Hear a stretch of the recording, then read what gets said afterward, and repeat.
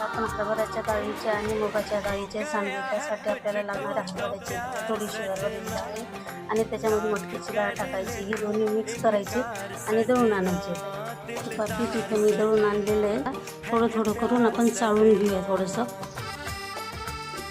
तर पीठ आपलं चाळून झालेलं आहे. त्याच्यामध्ये टाकायची थोडीशी हळद, चवीनुसार मीठ, थोडेसे जिरे, हिंग,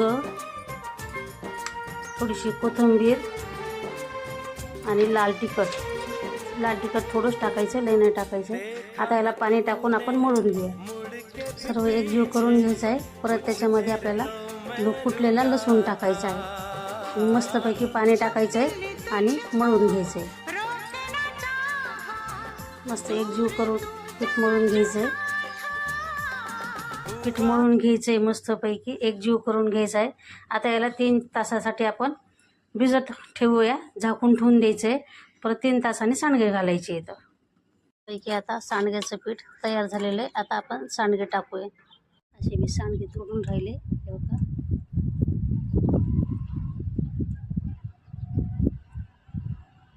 सगळे सांडगे असे तोडून घ्यायचे येतं.